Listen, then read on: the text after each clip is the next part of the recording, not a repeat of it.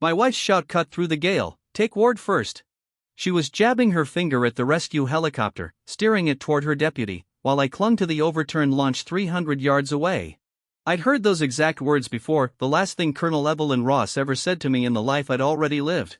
But this time, when the chopper banked away and left me alone in the black Atlantic, I didn't waste my breath begging her to come back. My hand went under my soaked survival vest, found the waterproof command key she'd spent 3 years pretending didn't exist, and pressed my thumb to the biometric seal. The tiny screen flickered green. Mercer Maritime Secure Network. Emergency Contract Authority verified. Rain lashed my face as I stared through the gray curtain at the silhouettes of 6 warships riding the swells beyond the reef. Evelyn's fleet. Or so she'd told every reporter, every general, every senator, and every officer who ever saluted her in my first go-around. I'd let her believe that lie. Not anymore. I typed 4 words into the key, recall all leased assets. Then I hit confirm. For a few seconds, nothing happened. The sea slammed the overturned hull beneath me, freezing water filled my boots, and my left shoulder screamed from where the launch had rolled over me. Every breath tasted like diesel and salt. In the distance, the helicopter carrying Gavin Ward climbed toward the flagship. I could already picture him, Major Gavin Ward, Evelyn's brilliant deputy, her trusted right hand. Her academy buddy, the man she always defended, the man she'd chosen over me twice. Once tonight, and once in my previous life. That first life came back to me with a clarity that hurt worse than any broken bone. I'd been 32 when I died. Not instantly, that would have been merciful. After Evelyn ordered the rescue for Gavin first, another wave tore me from the launch. I drifted for nearly 40 minutes before a patrol boat found me. By then, hypothermia had wrecked my heart. My shoulder was crushed. Seawater in my lungs had destroyed part of my breathing function. I spent 6 months in rehab. Evelyn visited 8 times. Gavin came once, with flowers and an apology for unfortunate prioritization. 2 months later, Evelyn stood beside him at a defense hearing and testified that my presence on that test launch had been unauthorized. That lie protected her command, protected Gavin from negligence charges, and protected the fleet modernization program they'd built their careers on. It destroyed me. The inquiry pinned the blame on me for interfering with a military exercise. My security clearance was suspended. Mercer Maritime's board pushed me out of daily operations. The Defense Ministry froze 3 major contracts. Gavin quietly leaked documents suggesting I'd used my family company to pressure Evelyn into promoting our systems. By the time I proved half of it false, the damage was done. Then Evelyn asked for a divorce. She said our marriage had become a conflict of interest. 6 months later, Gavin became her chief of staff. A year after that, Evelyn took command of the entire Atlantic Expeditionary Group, using ships my company designed, engines my company maintained, targeting architecture I'd written, communications relays my patents powered, and financing my inheritance trust had guaranteed. I'd given her everything because I believed marriage meant building something together. She took the whole structure and erased my name from the foundation. 3 years later, a systems failure on the flagship killed 27 sailors. I discovered Gavin had approved counterfeit replacement modules to cover up a budget diversion. I tried to expose him. Before I could testify, my car went through a barrier on the coastal highway. The police called it an accident. I died knowing better. Then I opened my eyes again, back on that launch, back in that storm. Back at the exact moment Evelyn looked through the rain, saw both Gavin and me in the water, and chose him. The first time, I'd screamed her name. This time, I watched the helicopter leave and quietly withdrew my fleet. A vibration buzzed through the command key. Recall order accepted. Assets affected, 6. A second notice appeared, Defense Lease Clause 17C activated. Cause, life safety breach during contracted systems trial. Automated safe harbor protocol available. I almost laughed. 3 years earlier, I'd written Clause 17C myself. The Military Procurement Office called it excessive. Evelyn called it embarrassing. Gavin called it a rich man's panic button. My father had insisted we keep it. If they use Mercer ships, he'd told me, they follow Mercer's safety standards. Governments change. Officers get ambitious. Contracts are what remain when loyalty disappears. I'd thought he was being cynical. He'd been dead less than a year when I signed that fleet lease. Now, floating in the Atlantic after my wife abandoned me, I finally understood him. I selected safe harbor.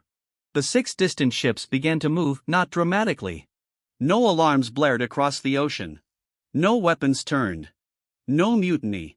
This was simpler. Their navigation systems received a lawful commercial recall tied to the civilian propulsion lease. Every Mercer-owned power unit shifted from expeditionary mode to transit-safe mode. Every targeting interface isolated itself from classified combat networks. Every maintenance certificate tied to Mercer Maritime entered suspension. The vessels stayed under military command, but without Mercer certification, they couldn't legally deploy beyond harbor.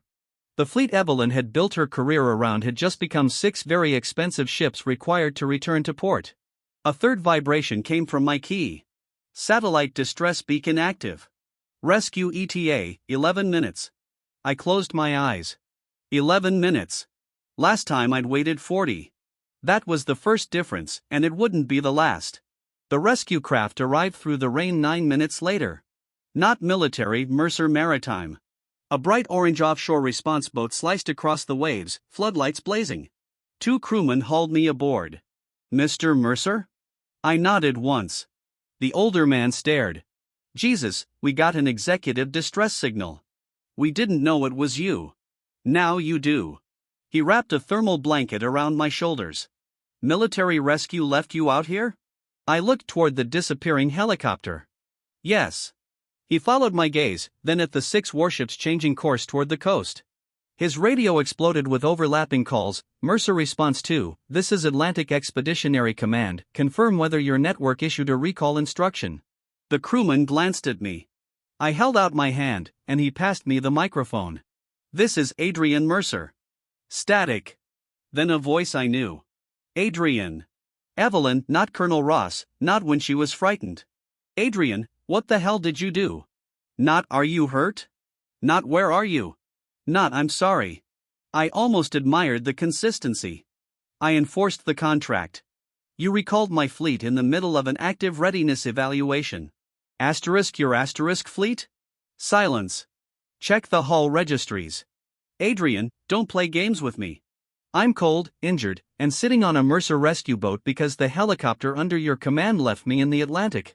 I'm not playing anything. Gavin had a head injury. So did I.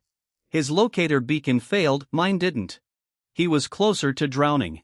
He had an inflatable raft. He was unconscious. He was conscious enough to climb into the helicopter. Her breathing changed. She hadn't expected me to know that. The Mercer boat crew had pulled up the helmet camera feed from our launch, everything recorded.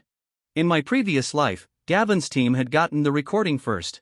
This time, the encrypted stream automatically uploaded to Mercer servers when I activated the emergency key. Another difference. Evelyn lowered her voice. Restore the fleet. No, Adrian, no. You're angry. I'm informed. This is bigger than our marriage. I agree. The answer seemed to surprise her. I looked at the rain streaming down the cabin window. That's why I'm not discussing it as your husband. Her voice turned harder. Then how are you discussing it? As majority owner of Mercer Maritime Defense Systems. The radio went silent. One of the rescue crewmen slowly turned toward me. Very few people knew Evelyn knew I'd inherited shares after my father's death, but not how many. I deliberately buried my ownership behind the Mercer Continuity Trust to avoid accusations that her marriage had influenced procurement. Publicly, I was chief systems architect. Privately, I controlled 58% of the company. My father had structured it that way because he trusted engineers more than directors, especially when the engineer happened to be his only son. Evelyn recovered first. You told me the trust was independent. It is. You said you didn't control the board. I don't. That's not what you just said. I control the company, not every director. Another pause. Why didn't you tell me? I almost smiled. In my previous life, she'd asked the same question during our divorce. Back then, I tried to explain I wanted our marriage separate from my inheritance. I never wanted her promotions contaminated by rumors. I trusted her. She'd called that manipulative. This time, I gave her the answer she deserved, because it wasn't relevant. To your duties, Adrian, 6 ships are turning around. The readiness evaluation is tomorrow. The defense minister is aboard the Resolute. That sounds inconvenient. Restore them now. No, her restraint broke. Do you have any idea what this will do to me? I looked down at my swollen hand. There it was, the question that had defined our entire marriage. What will this do to me, not what happened to you? Not what did Gavin do? Not did my order nearly kill my husband?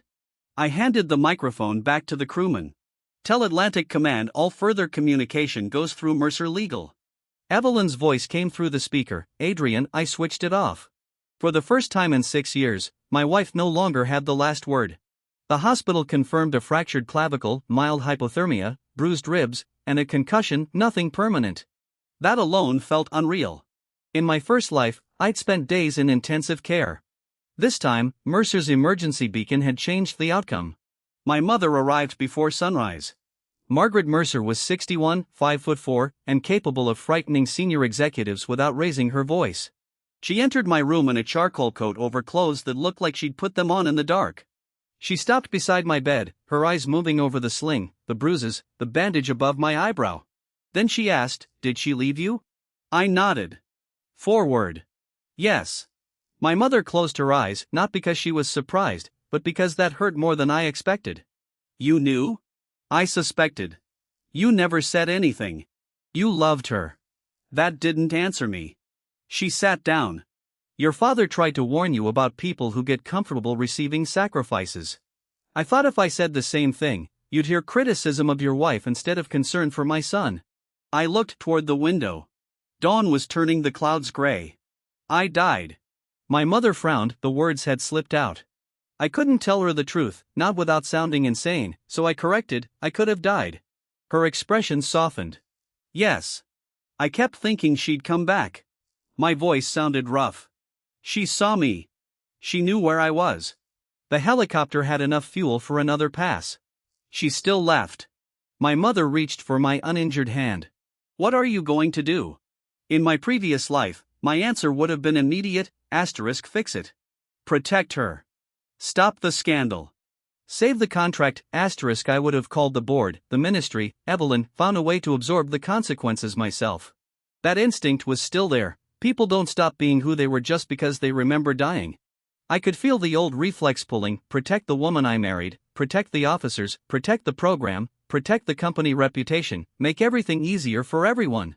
Then I remembered the coastal barrier rushing toward me in my previous life, waking in a crushed car with blood filling my mouth, my phone inches from my fingers, trying to call Evelyn, she didn't answer. Gavin did. He stood beyond the broken windshield while rain fell behind him. That was the last thing I'd seen before darkness.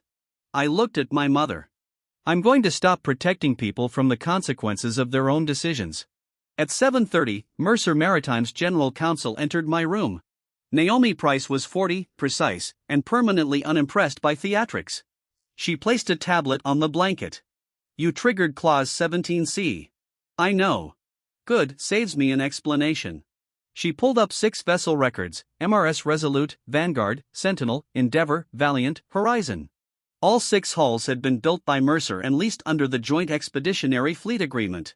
The government owned weapons packages and classified comms, Mercer owned the hulls, propulsion, maintenance infrastructure, navigation software, and licenses. A complicated arrangement born from a rapid fleet expansion and also why Evelyn had risen so quickly. She was the first officer to show that a modular leased fleet could deploy at half the traditional cost. The newspapers called it the Ross Doctrine. No one mentioned the 23 months I'd spent designing the architecture behind it. I hadn't cared back then, I was proud of her. Naomi tapped the screen. Atlantic Command is demanding immediate reinstatement. Denied. The ministry requested a 24-hour emergency waiver. On what basis? National readiness. Are we at war? No active emergency? No declared mobilization? No. Then the contract controls. Naomi studied me. You've changed. I hit my head. That might have improved you. Despite everything, I laughed, it hurt my ribs. She continued, the incident footage reached our server before the military issued a preservation request. Back it up. Already done, 3 physical locations, 2 offline. What does it show? Your launch capsized during a contracted trial. Both you and Major Ward entered the water. Colonel Ross directed the first rescue helicopter to retrieve Ward. Flight data indicates. They had sufficient endurance for a second immediate pickup, and the aircraft returned to Resolute instead. I already knew, but hearing it confirmed tightened something in my chest. Why? Naomi swiped. Ward claimed possible spinal injury. Ross authorized immediate evacuation to the flagship medical bay. I stared at her. He climbed aboard. Yes. Any spinal injury? No. Head injury? Minor laceration, 2 stitches. I looked away. Naomi waited. One more thing, she said. I turned back. The launch capsize wasn't caused by weather. That got my attention. What? Preliminary telemetry shows the starboard stabilization system dropped offline 11 seconds before the wave impact. Mechanical fault? Possibly. Software? Possibly. Sabotage? Also possible. I sat straighter despite the pain. Who had access? Your engineering team, fleet maintenance, trial officers, Gavin. Naomi didn't answer immediately, and that was answer enough. He signed the pre-trial override authorization. The first light shifted in my memory. I'd always believed the storm caused the capsize, that assumption had shaped everything. If the accident itself had been engineered, then my death had started years before the highway crash. Get the raw logs. The military sealed them. Mercer equipment? Yes. Then issue a preservation demand. Already drafted. Send it. Naomi nodded. And your marriage? I looked at the tablet. Prepare separation documents. Divorce? Yes. No cooling off?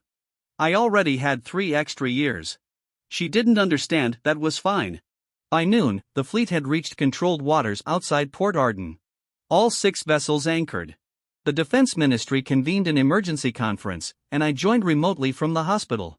Evelyn appeared on screen in uniform, Gavin 2 chairs behind her with a bandage over his temple. General.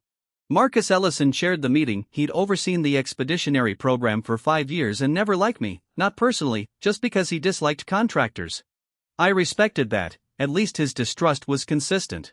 Mr. Mercer, he began, your company has effectively immobilized a significant portion of Atlantic readiness. Incorrect. His eyebrows rose. The ships are anchored. The military still controls them. They can't deploy because their Mercer operational certification is suspended. You suspended it under Clause 17C, which you activated personally. Yes. Evelyn leaned toward her microphone. General, this is retaliatory. I looked at her. No. Retaliatory would be canceling contracts because my wife embarrassed me. You recalled 6 ships after an argument. I recalled 6 ships after a documented life safety breach during a Mercer-contracted trial. Gavin spoke, Mr. Mercer, nobody deliberately endangered you. Hearing his voice brought back the highway rain, broken glass, his shape outside my windshield. I kept my face neutral. Did I say someone did? He hesitated. No, then why are you defending yourself? Evelyn cut in, that's enough. I almost laughed, she was still doing it, protecting him before anyone accused him. General Ellison noticed too. His eyes shifted toward Gavin, then back to me. What do you require to restore certification? Naomi had prepared the answer, so I read, an independent investigation of the accident, preservation of all system logs.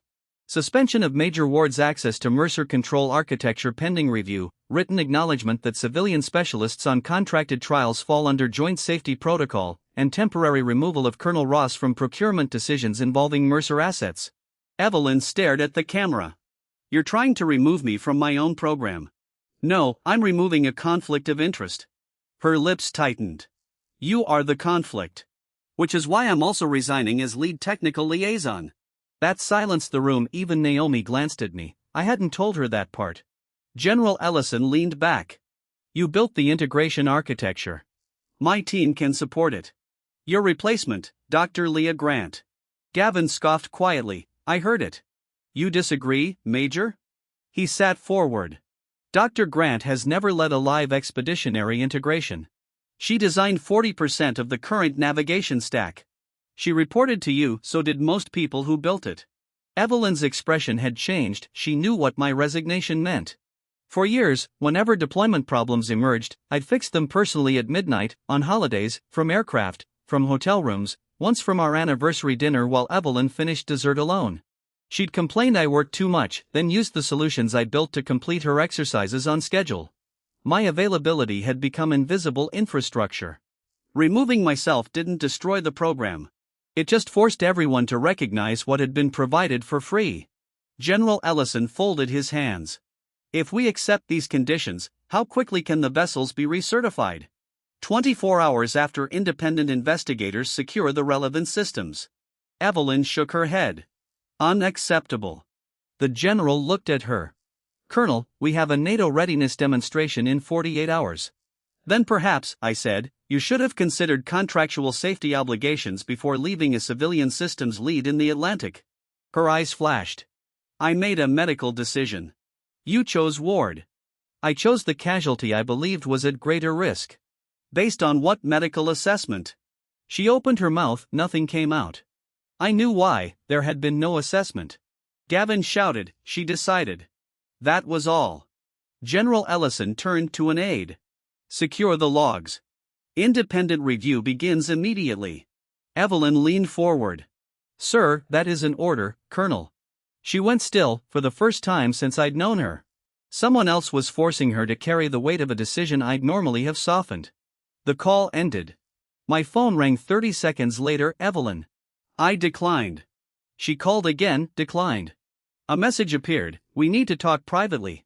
I typed back, through counsel. Her reply came instantly, I am your wife. I stared at that sentence, then typed, for now.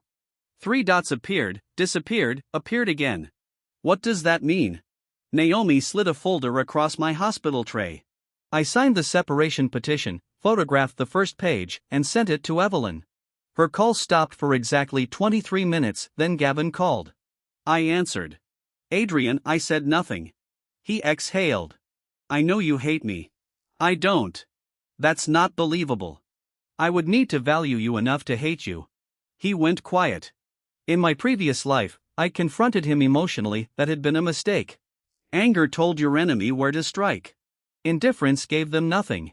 He recovered. Evelyn didn't abandon you, she left because she believed I was seriously injured. You told her you were. I thought I was. You stood up. Adrenaline. You refused a cervical collar. Silence, the video contained more than he expected. I continued, you told the medic you needed to return to command immediately. That proves I was disoriented. It proves you weren't unconscious. You're twisting this. No, I'm preserving it. His breathing sharpened, there was the Gavin I remembered, smooth until pressure, then controlling.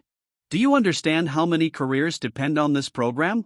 Yes, thousands of jobs, defense commitments, and you're willing to burn all of that because your wife chose to save someone else first. No, I looked toward the hospital window. I'm willing to stop burning myself to keep it running. He had no answer, so I gave him something else. The stabilization logs are being independently reviewed. The silence that followed lasted 1 second too long. Then Gavin said, good. I smiled. Good. Of course. You sound nervous. You sound paranoid. Maybe. I let the word hang. Get some sleep, Gavin. I ended the call, then told Naomi, he knows about the logs. Yes. You think he tampered with the system? I think he expected the investigation to focus only on the rescue decision. Naomi's expression sharpened. That's not evidence. No good, because this time we're going to use evidence. This time, she didn't know how much that phrase meant to me. The first public story broke that evening. Colonel's husband recalls fleet after marital dispute.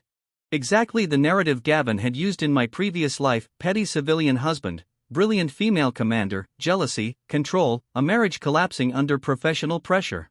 This time, I expected it, and more importantly, I didn't react. Mercer Maritime released one statement: the vessel certification suspension followed a documented safety incident under Clause 17C of the Joint Expeditionary Fleet Agreement. The company will cooperate fully with the independent review. Nothing about Evelyn, nothing about Gavin, nothing emotional. By morning, a second article appeared: questions raised over expeditionary trial safety protocols. Then a third: lease fleet contract gives Mercer Maritime broad recall authority. That one hurt us, our stock dropped 8%. Several directors demanded an emergency board meeting. Good, consequences should reach me too. That was another lesson I'd learned too late in my first life: you can't claim principles only when they're profitable. I attended the board meeting with my arm in a sling. 3 directors wanted me to reverse the recall immediately. One wanted me removed as chief systems architect. Another suggested transferring emergency authority to an independent committee. I listened, then asked CFO Daniel Brooks to display the liability projections. A chart appeared: potential exposure if Mercer restored certification without investigation and another safety event occurred, $1.1 billion. Potential criminal exposure if evidence showed prior knowledge of tampering, unknown. Potential insurance invalidation, severe. The room changed. That was the difference between anger and numbers. Director Coleman tapped his pen. You believe there was tampering. I believe telemetry shows an unexplained shutdown. By whom? Unknown. Then why suspend Ward?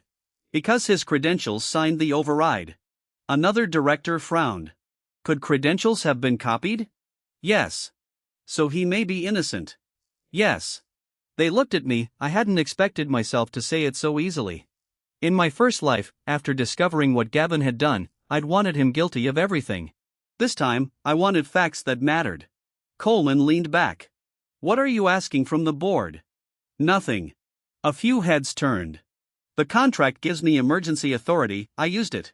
You have the right to review my decision afterward. Review it? You're willing to risk removal? If the board believes enforcing a safety clause after the controlling officer abandoned a contracted civilian during a systems failure is misconduct, then I shouldn't hold this position. No one spoke. My father had once told me that power looks strongest when you're willing to lose it. I finally understood that too. The board voted 9-2 to uphold the recall pending investigation. My first effective counterattack, not against Evelyn, not against Gavin, but against my old self, the man who would have folded the second other people became uncomfortable. 3 days later, the independent investigators found the first anomaly. The stabilization override had been issued from Gavin's command credentials. He denied entering it. Server records showed the command originated from a maintenance terminal aboard Resolute. Security footage showed a technician using the terminal. Petty Officer Sean Bell, who claimed Gavin had ordered the override as part of a stress tolerance simulation. That sounded plausible, too plausible. I remembered Sean from my previous life. He'd been discharged 6 months after my accident for falsifying maintenance logs, then vanished from the story. I'd never connected him to Gavin. This time, I sat across from the independent investigator, retired Admiral Helen Shaw, and listened carefully. Bell says Major Ward instructed him to disable the stabilizer for 12 seconds, she said. Why? To test manual recovery. Was that approved? No documented? No. Did Ward admit it? No. What does Bell have besides his statement? Nothing yet. I frowned. Then don't treat it as established. Shaw studied me. You're defending Ward? No, I'm defending the investigation. She almost smiled. Most injured parties aren't this restrained. Most injured parties haven't already made the mistake of reacting emotionally. She didn't ask what I meant, just slid a report toward me. There's more. Bell accessed the launch software twice the week before the trial. One access occurred at 2:13 a.m. His badge record showed he wasn't aboard the ship. Someone used his credentials remotely from an officer network. The officer terminal belonged to Evelyn. My stomach tightened. Was she logged in? No. Who had access? Her wardroom, her communications aide. I stared at the report.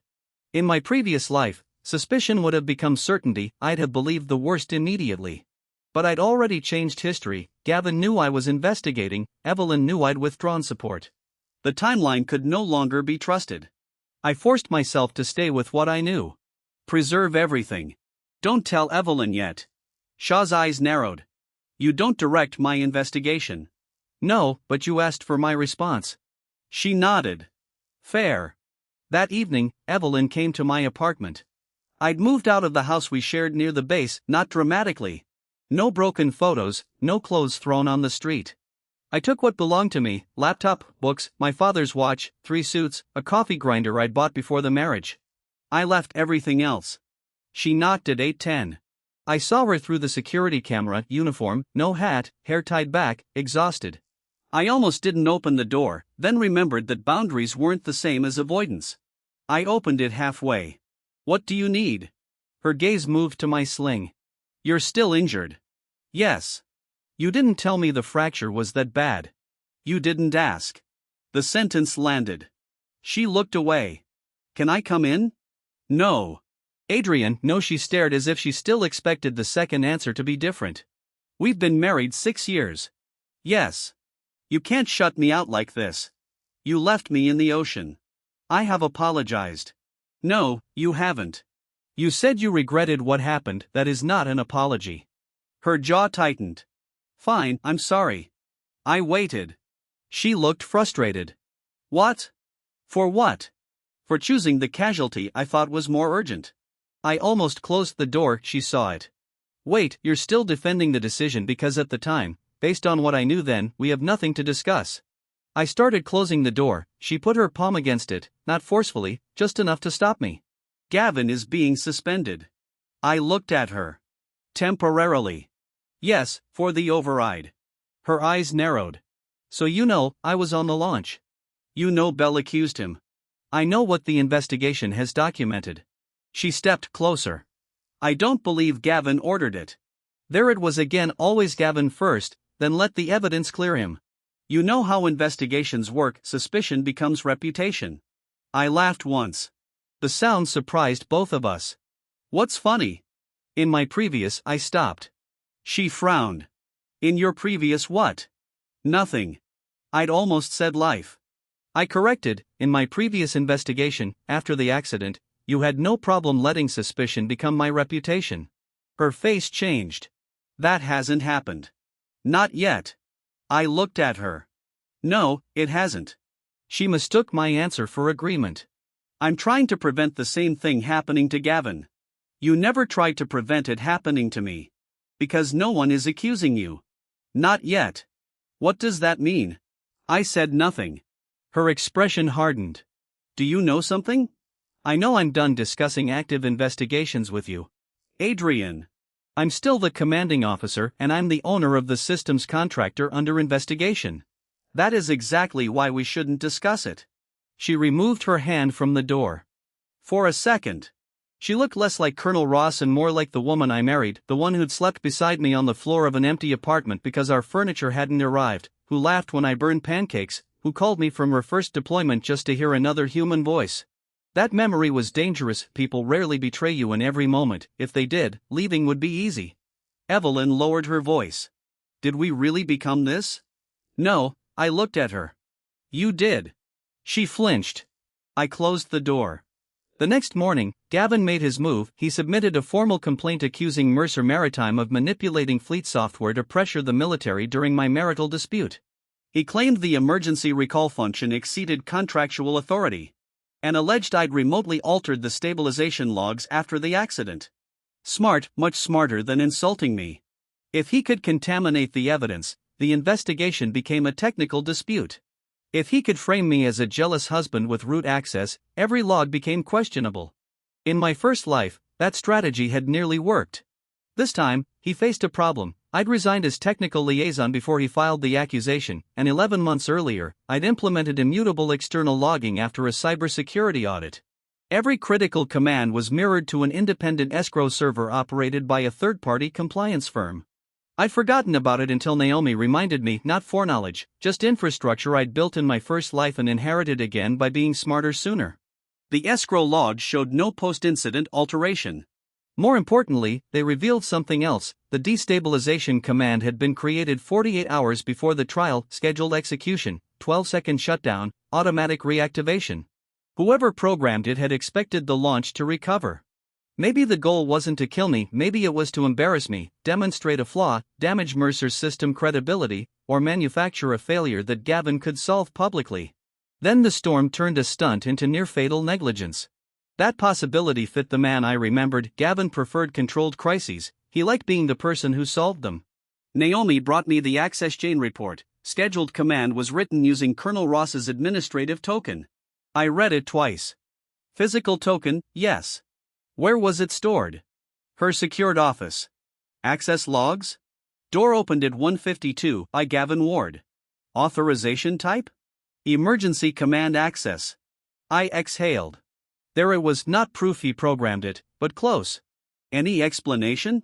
He claims Colonel Ross asked him to retrieve briefing materials. Did she? She says she doesn't remember. I leaned back. Of course. Naomi watched me. You expected this. Not exactly. What did you expect?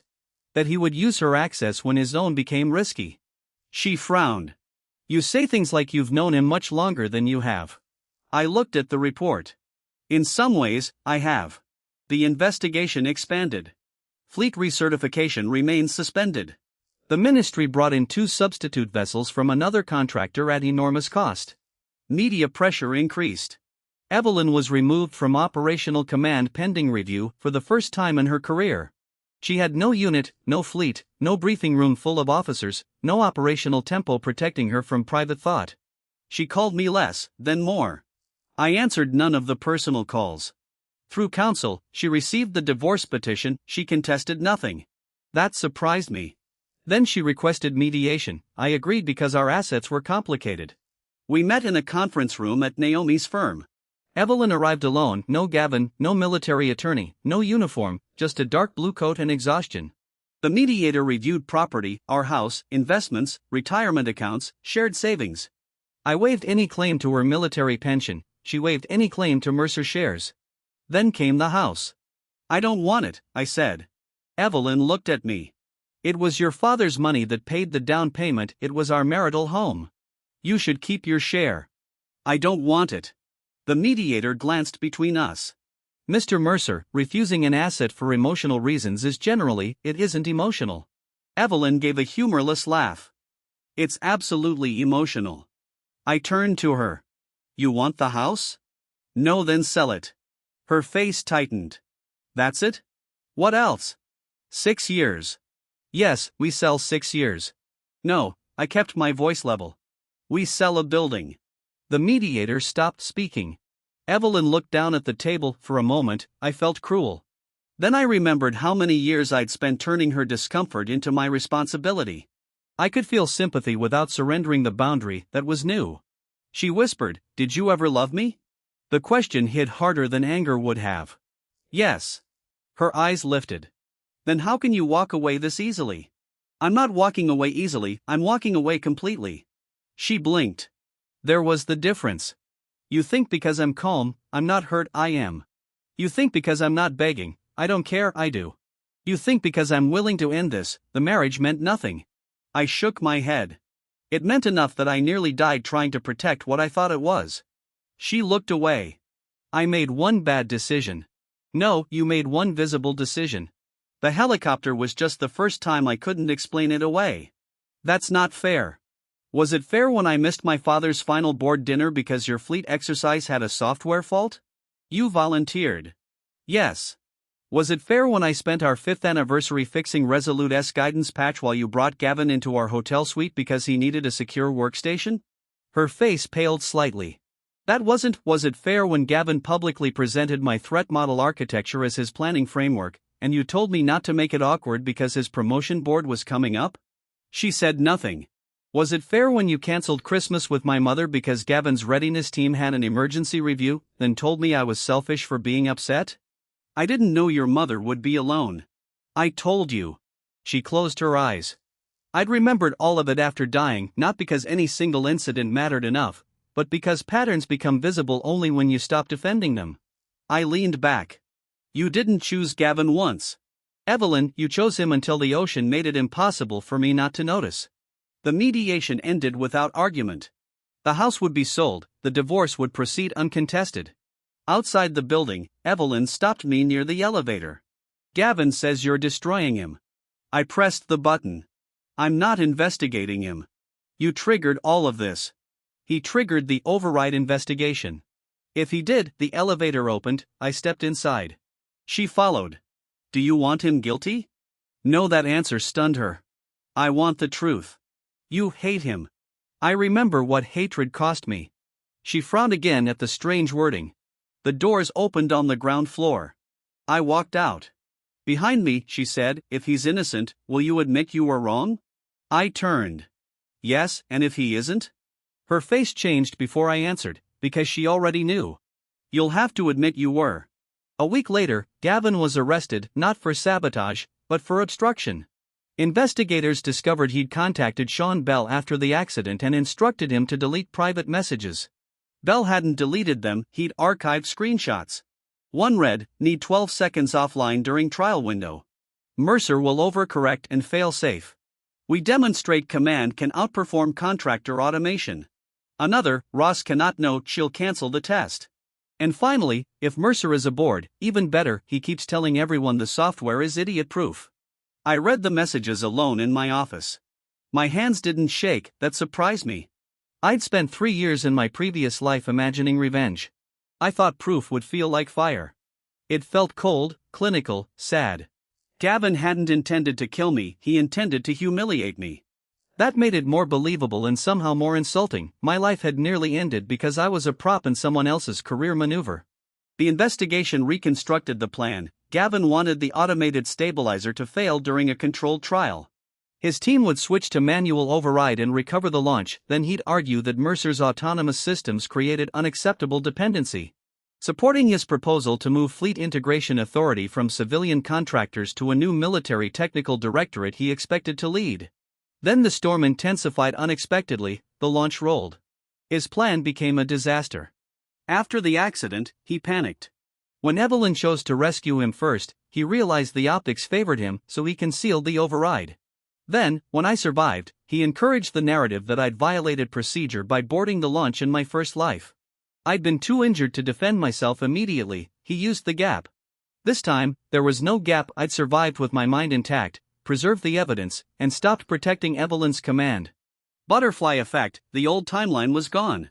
Yet not every difference benefited me. 3 major governments paused negotiations with Mercer Maritime. Competitors used the scandal to question our governance. Our stock fell 19%. 2 banks tightened lending covenants. 1 shipyard delayed expansion, hundreds of employees worried about layoffs. For the first time, I faced a problem my previous life had never prepared me for. I knew how Gavin attacked me, but I didn't know how global markets would respond to a fleet recall that had never happened before. That was when the second chance stopped feeling like an answer key. I had to become better than the man who died. I spent 14-hour days rebuilding trust, not through speeches, through structure. Mercer created an independent safety authority with power to override executives, including me. We separated emergency recall control across 3 verified officers for future incidents. We invited government auditors into our software certification process. We published a technical report explaining exactly what Clause 17C could and couldn't do. We accepted financial penalties where our contract language had created operational ambiguity. Some directors hated it. Adrian Coleman told me, "You're giving customers ammunition against us." No, I'm giving them confidence we can survive scrutiny. Confidence from strength that can't survive transparency is theater. The board approved the reforms by 1 vote. Our stock kept falling for 3 more days, then stabilized. A month later, the Northern Defense Partnership renewed its Mercer maintenance contract, not because they trusted me personally, but because the new governance framework reduced their risk. That mattered more. For years, I'd built systems around myself. I was the engineer who could fix anything, the executive who answered at midnight, the husband who absorbed every problem. It looked like competence, it was also control disguised as sacrifice. This time, I started building systems that didn't need me. Leah Grant became chief systems architect. She was better at distributed architecture than I was. I told the board that publicly. The old me would have been threatened, the new me felt relieved. 3 months after the accident, the fleet returned to service, but not under Evelyn. The ministry reassigned the Atlantic Expeditionary Group to Brigadier Thomas Reed. Evelyn remained on administrative duty pending final command review. She wasn't charged with sabotage, no evidence she knew about Gavin's plan, but investigators concluded her rescue decision violated joint safety protocol. She prioritized an officer based on personal judgment without medical triage and failed to dispatch immediate secondary recovery. Her command record received a formal censure. Her promotion recommendation was withdrawn. In my previous life, she became a general. In this one, that future disappeared.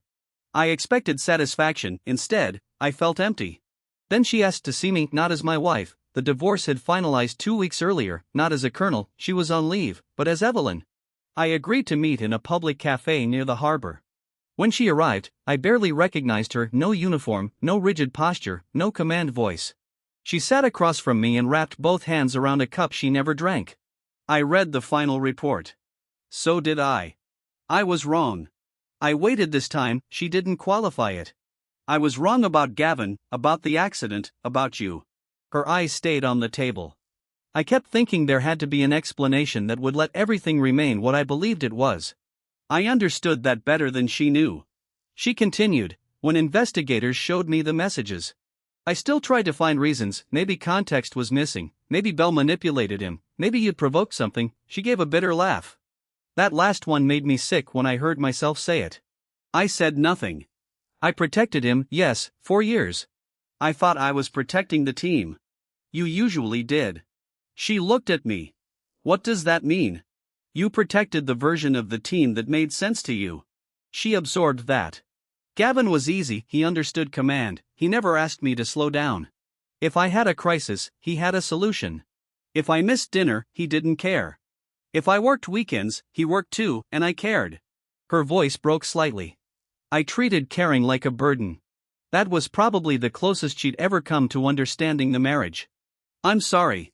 This apology was different, no explanation, no defense, no request hidden inside it. I believed her. That didn't change my decision. I accept that you're sorry. She looked up quickly, hope is a cruel thing, and I ended it before it grew. But we are not getting back together. Her face tightened. I know.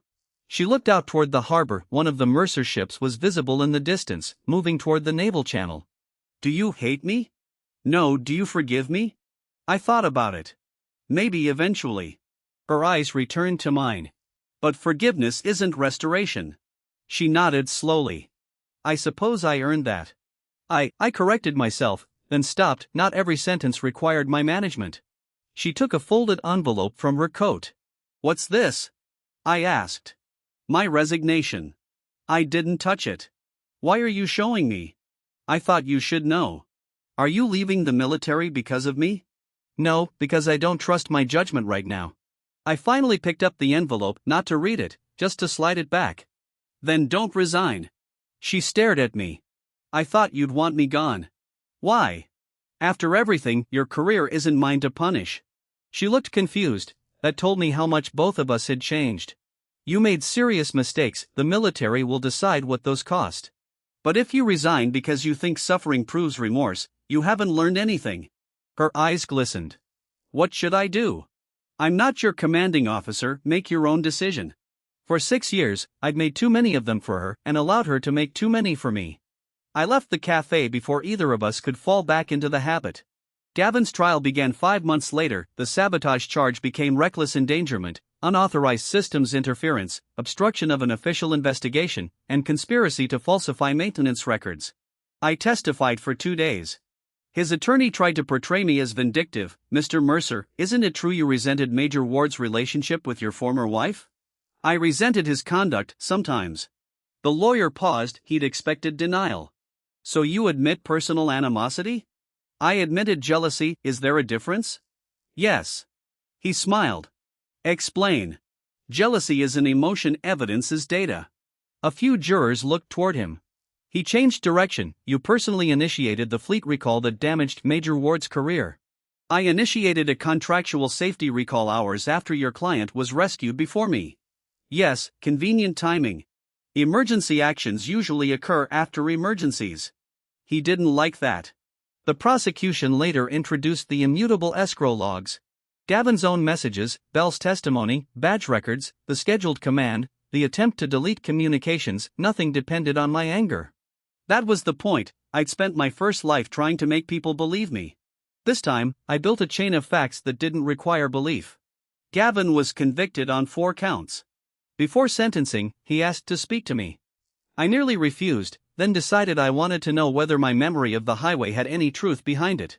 We met in a secure interview room. He wore a gray detention uniform, no polished boots, no officer insignia, no confident smile. For the first time, I saw how ordinary he was. That disturbed me more than if he'd looked monstrous. You won, he said. No, he laughed quietly. You recalled the fleet, took Evelyn from me, destroyed my career, sent me to prison. I didn't take Evelyn from you.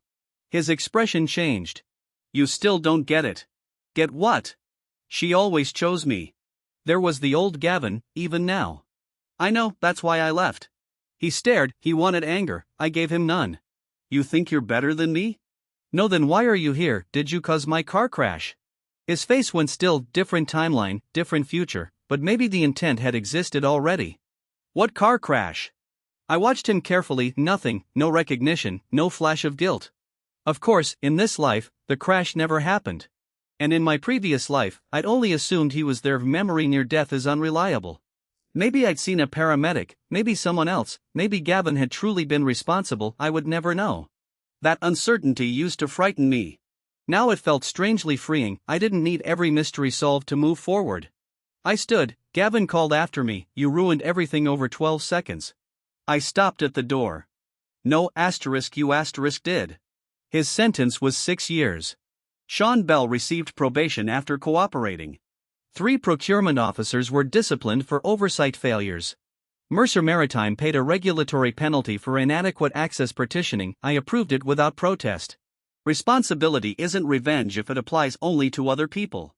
A year after the storm, I stood aboard Resolute again. The vessel had completed a full overhaul, new access architecture, independent safety controls, revised civilian evacuation protocols. Leah walked beside me through the operations deck. You know, she said, this ship runs better now that you're not allowed to fix everything personally.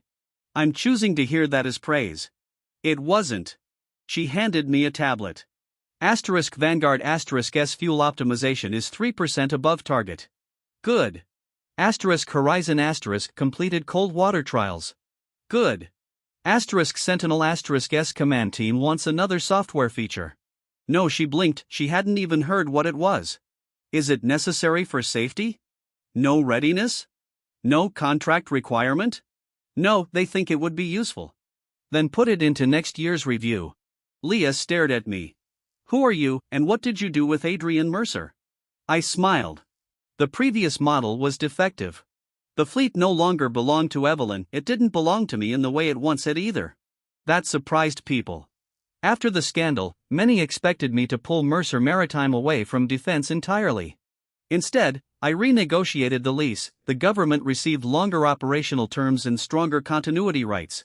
Mercer retained ownership but gave up unilateral commercial recall power outside verified safety triggers. Emergency authority now required independent validation unless a human life was in immediate danger, better contract, less power, more trust. My father might have argued with me, then again, maybe not. I'd finally learned the difference between protecting an asset and controlling it. Evelyn remained in the military. She lost her expeditionary command permanently instead of resigning. She accepted a training assignment at the Joint Command College a year later. I heard she'd become one of the harshest instructors on command accountability. We spoke twice, both conversations brief, both civil. That was enough. My mother sold the old house for us.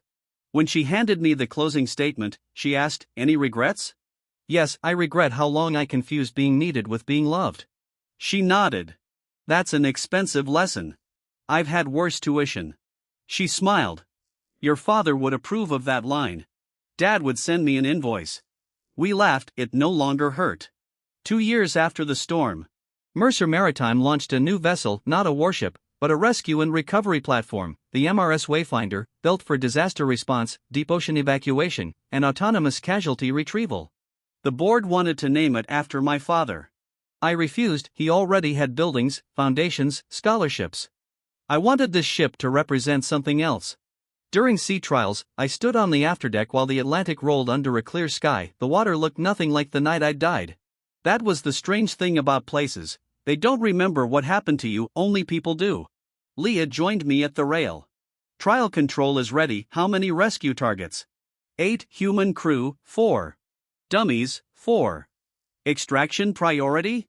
She gave me a sideways look. All simultaneous. Good.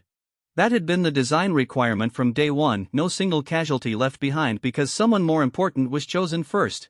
The Wayfinder deployed 8 autonomous rescue craft. On the monitor, every target turned green, recovered. I watched the final craft return. For a moment, the wind sounded like that storm. I saw the helicopter climbing away. Evelyn choosing Gavin, my hand slipping from the overturned launch, my first life ending years later against twisted metal. Then the memory passed. The ocean remained. I'd thought my second chance was about revenge at first, maybe it was. I wanted Evelyn to regret choosing Gavin, wanted Gavin exposed, wanted the fleet back, wanted everyone who'd erased me to discover what they'd lost. Some of that happened, but the real change was quieter. I stopped measuring my worth by how much pain I could absorb for other people. I stopped giving access where trust hadn't been earned. I stopped confusing sacrifice with loyalty, and I stopped calling something love just because I was afraid to lose it. Leah pointed toward the horizon. Command wants authorization to bring the fleet alongside for the demonstration. 6 silhouettes approached in formation *Resolute*, Vanguard, Sentinel, Endeavor, Valiant, Horizon. The same 6 ships I'd recalled with one command while freezing in the Atlantic. For a second, I remembered Evelyn's voice over the radio. What the hell did you do? At the time, I thought I'd taken her fleet away. Now I understood what I'd actually done. I'd taken my life back. Authorize approach, I said. The ships came forward across the open water, not as trophies, not as weapons in a broken marriage, not as proof that anyone had finally recognized my value. They were simply ships, and for the first time in either of my lives, I was simply free.